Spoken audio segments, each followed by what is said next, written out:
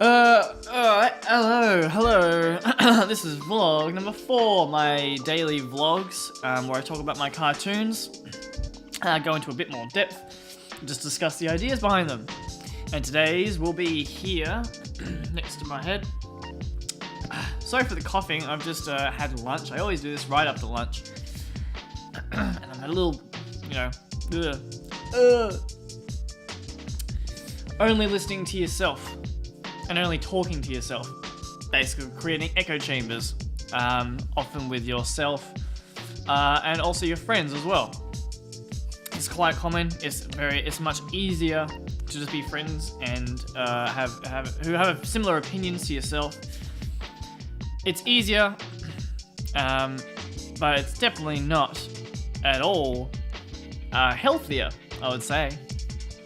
I think it's a pretty clear, obvious point, and I'm not going to act as if this is a revelation to anybody, but I just wanted to touch on it.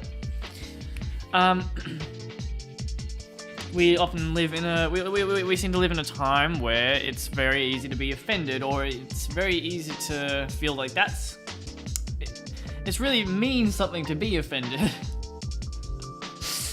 The reason this kind of came up is because I've been watching a lot of YouTube videos and channels that have very different opinions to my own, and at first it was very confronting. I found it quite strange to watch. But after watching them, after addressing the ideas that they kind of put forward, I slightly changed my opinions on certain things, and because my opinions, my original ideas, could withstand seeing such drastically different opinions and viewpoints in the world, because my ideas still stood, I could see that they hopefully were slightly more developed than they could be. If you can't stand to listen to another point of view, it's a really good indication that your opinion, your point of view, isn't well developed, that you haven't thought about it. Because if you have deconstructed it and possibly even attacked it, like really just torn it apart, and it still holds itself together, then that means you've actually put the time in, you actually thought about it, and you put some serious logic behind it. But if you don't, then a differing opinion, a different point of view will just completely derail your mind, blow your freaking mind. It's important to be around people who challenge you. My girlfriend definitely challenges me. We're slightly echo chambery, that's fine. But we disagree on a lot of big topics, and then we discuss it, and it works out to be a lot better. We have stronger opinions afterwards. Same with a couple of my mates, and same with by just watching YouTube videos with very differing opinions from my own.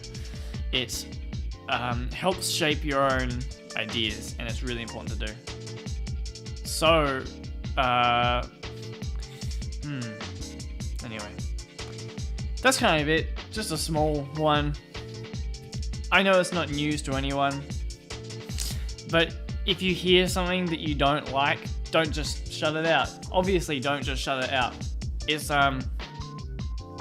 perhaps easier to do, and it's definitely quite popular, I think.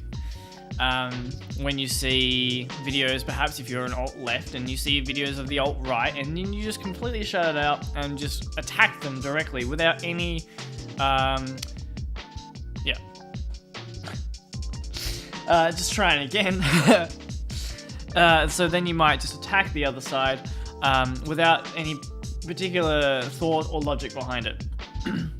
So that's all. Again, this is not news. This is nothing profound that people don't realize. But I guess it's common online to see people just shut out everything that doesn't work in their little reality.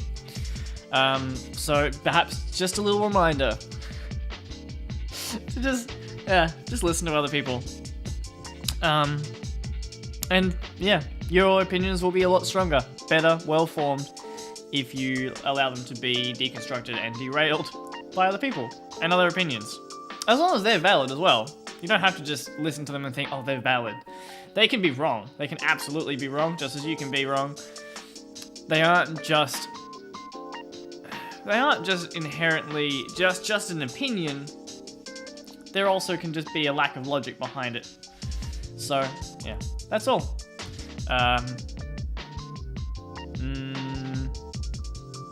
Yeah, okay, bye.